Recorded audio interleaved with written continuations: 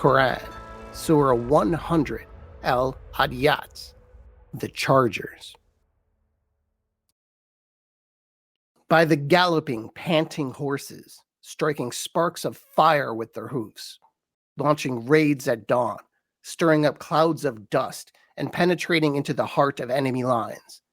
Surely humankind is ungrateful to their Lord, and they certainly attest to this, and they are truly extreme in their love of worldly gains. Do they not know that when the contents of the graves will be spilled out, and the secrets of the hearts will be laid bare, surely their Lord is all aware of them on that day. And now the Arabic, as recited by Saad Al-Ghamdi. بسم الله الرحمن الرحيم والعاديات ضبحا فالموريات قدحا فالمغيرات صبحا فأثرن به نقعا فوسطن به جمعا إن الإنسان لربه لكنود وإنه على ذلك لشهيد وإنه لحب الخير لشديد أفلا يعلم إذا بعثر ما في القبور وحصل ما في الصدور إن ربهم بهم يومئذ لخبير. Few people, and particularly few religious people, will tell you that war is a good thing. Because war is the most horrible of human experiences. War is the worst, most grotesque affront to the dignity of humans that there is. It's a last resort for a reason, at least among rational people, because wars don't usually have winners. They just have a side which loses less. Especially in the modern context, there just are really no good aspects to war. However, the concept of war, the mental conception of war, that's an entirely different thing. Because for creative types, like poets and writers and artists, war is an extremely fertile ground for metaphors, the most powerful of imagery. And this is because of the savagery of war, the intensity of war, but even more so, the authenticity of war. By that, I mean its lack of pretense, of restraint, of ceremony. War is authentic. It's just a brutal, primal, raw thing.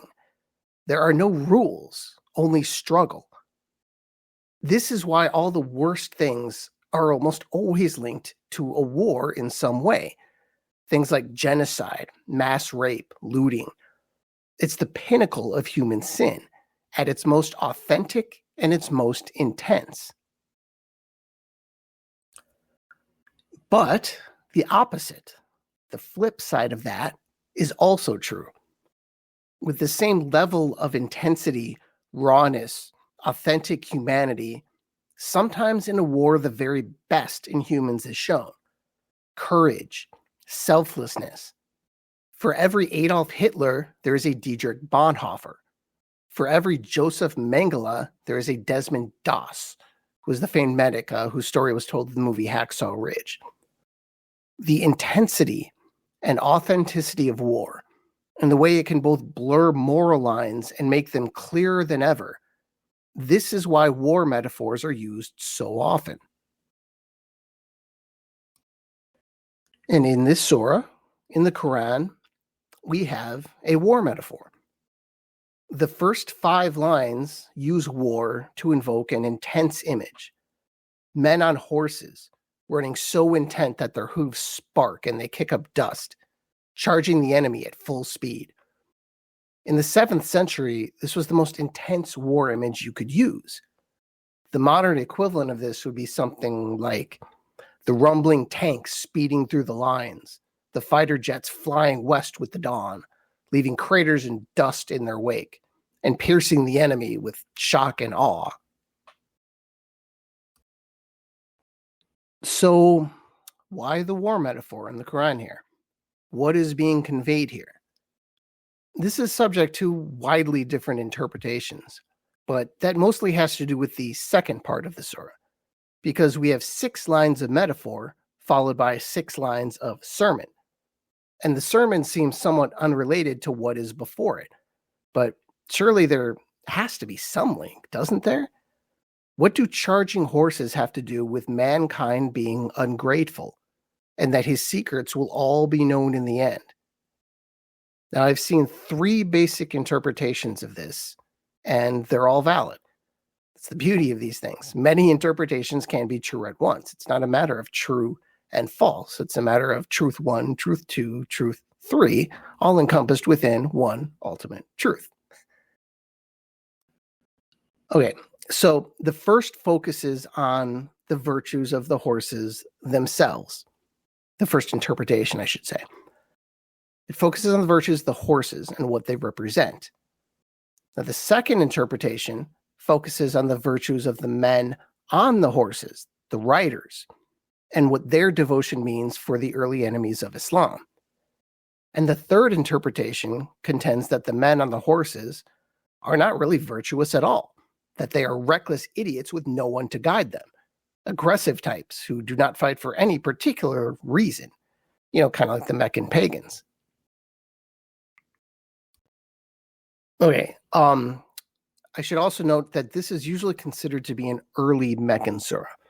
It reads like one, especially the early part, and I think that's probably right, but there are a few who think it's a Medinan surah. But either way, I don't think this is referencing anything specific, not a specific battle or anything like that. It's a war metaphor, not a historical reference, and clearly a war metaphor with the horses. These aren't just wild horses charging across the Asian steppe or anything. These are war horses. Actually, the Arabic word for these horses gives the surah its name, Adiyat. Now, this word, this is the noun form of the letters Ain, Da, Wa, which in its verbal root means to run, to race, to speed, but also to attack, to raid, or aggressively charge. You see that dual nature throughout all forms of this word, because in many of its forms, it can be good or it can be bad. It can be someone moving fast in a good way, or someone charging aggressively in a bad way. This also gives some leeway in interpretation, and the same is true of the noun form of this verb. That's why you'll see galloping horses or the coursers. I see that a lot, but I've never heard that word in English, so it always strikes me as odd when it's described this way. I think it's a kind of a horse, but I think it might be just old language that no one in our time understands anymore. You'll also see the word racers. Now, the word is usually followed by the descriptor, panting or snorting. So it's basically the panting racers. Okay, so the first interpretation. I promised you 3 interpretations. Here's the first. The horses are metaphors for people, meaning concentrate on what the horses are doing in this description. The horses are doing exactly what they're being told to do, even though they can't possibly understand what is going on. The horses are charging into battle, unconcerned with their own safety. And they ought to be. Really, what's their stake in this fight? It doesn't matter. But they are completely devoted to their masters in the most extreme way possible. And more than that, they're doing this at dawn in full view of their enemies. Now that's the setup, the metaphor before the sermon. And here's the sermon. We are told that man is ungrateful, meaning that the Quran is comparing humans to the horses. Does man show that kind of devotion to God the way the horses are showing to their masters. Would we do that if God asked us to do it? Likely not. Man is ungrateful, the opposite of these horses. Man is treasonous in a time of war, in the battle against evil. He commits treason against God by chasing the world's wealth and their appetites and their vices. Now, you see the war metaphor here in the battle against sin. Sin is the same as treason because you are not listening to your commander.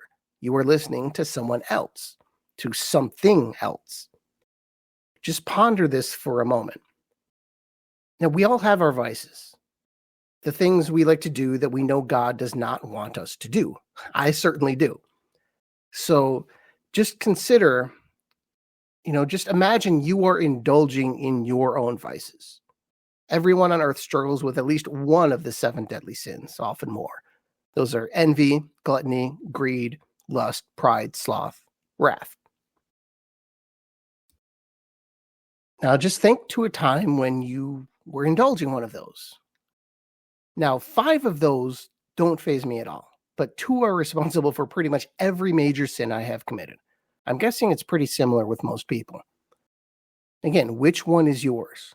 Just think about that 1 or that 2. Probably easier just to pick one. So just think about that. Think about when you go down one of these paths. Think about your state of mind when you're caught up in these things.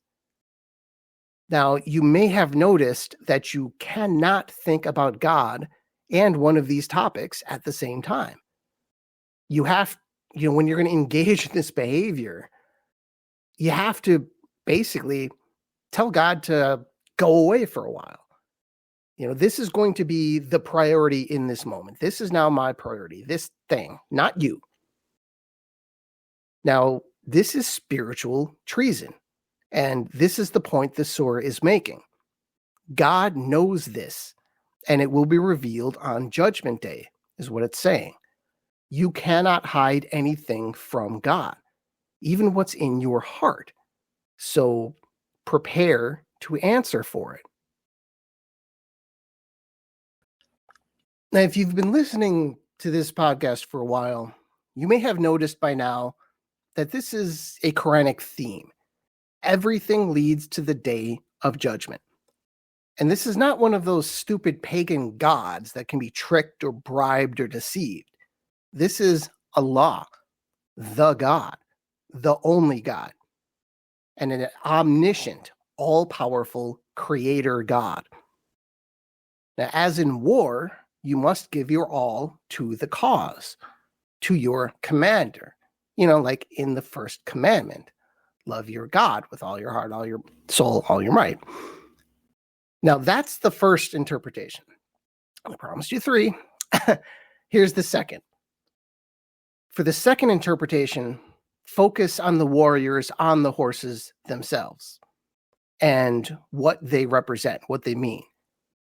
The warriors are often seen as a tool of God, and that he's almost making a threat here, swearing by God and vast armies of believers, showing off their power and their willingness to fearlessly risk their lives. And who is the audience for this? Not Muslims, but their enemies.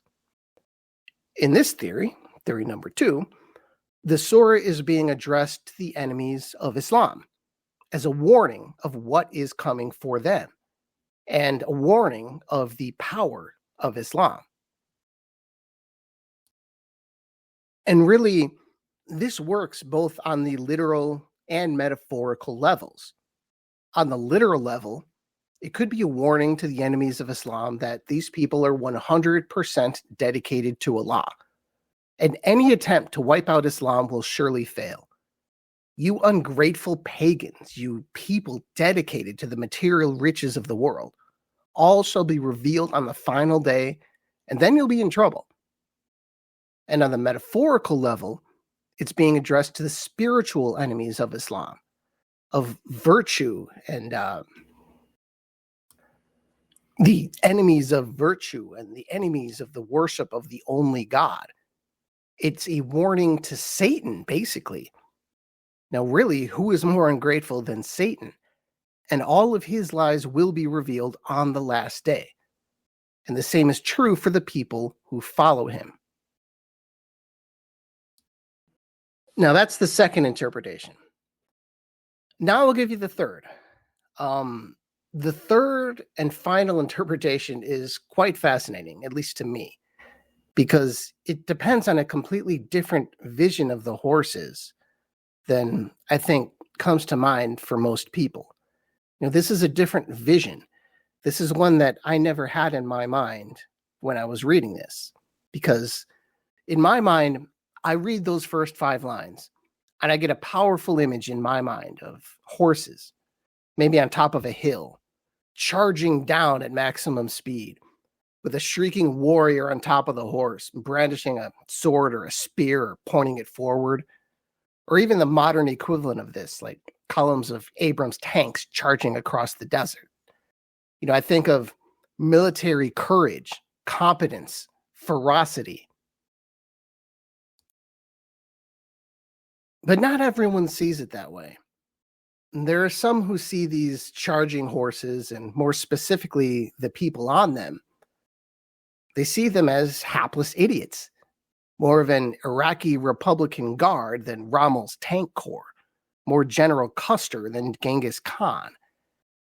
And the main reason for this is a belief by some commentators that the first part, the image of the horses, must be parallel, clearly linked to the second part. And not as a contrast, but as a continual narrative. Meaning, if the second part is clearly a condemnation, the ungratefulness and heedlessness of Judgment Day, then surely the first part must be something that is being condemned as well. Now, this is a fascinating take, and it's worth considering. But in all honesty, I don't quite follow this assumption. It's almost like trying to bring legal logic to what is clearly poetry. But who really cares what I think? Let's just assume they're right. Then what does this surah mean if they are right? It means the sermon is condemning the actions of these chargers. These aggressive, charging cavalrymen are not virtuous. Quite the opposite, actually. They are reckless and not virtuous. They're the erring soul, charging toward things blindly and not really able to distinguish friend or foe in the dust being kicked up. Like someone who just rails against everything, devoid of direction or reason, no moral compass. These are the people that surrender to their appetites, who charge ahead regardless of the moral aspect of anything. That's an interesting take, isn't it? And that's both the strength and the limitation of using metaphor in a religious text. It can be taken literally or it can be taken figuratively, and in a number of different ways. You'll see a ton of this in the early Meccan surahs of the Quran. It's beautiful and poetic and intense, but it lacks the clarity of other literary devices that could have also been used. Like, for example, the similes in the gospel. Now, if you don't know what a simile is, a quick English lesson here. A metaphor is a literal comparison. Like, say, someone is really fast. You can just say, that person is lightning. That's a metaphor. You didn't say the person's like lightning or similar to lightning. You just said straight up, this person is lightning. But you can also make it clear that this should not be taken literally by using a simile and say, that person is as fast as lightning, or that person is like lightning. That's a simile. Now you see the difference. Jesus did this all the time. The kingdom of God is like, or it's as hard as a camel passing through the eye of the needle. Jesus did not just say it is a camel passing through the eye of a needle. He said it's like that. Thus, similes cannot be taken literally. There's less ambiguity. And even more so than that, Jesus would usually follow it with an explanation. And that's great if you're looking for clarity, if you want to be completely certain that the people are understanding what it is that you are saying. But at the same time, there's something to be said of the blunt impact of straight metaphor. And this surah is certainly an example of that straight, blunt metaphor. And it's also an example of the ambiguity, the uncertainty, the varied interpretations that also come with a blunt metaphor. Beautiful, powerful, but mysterious. Thank you, and I'll talk to you next time. Insha'Allah.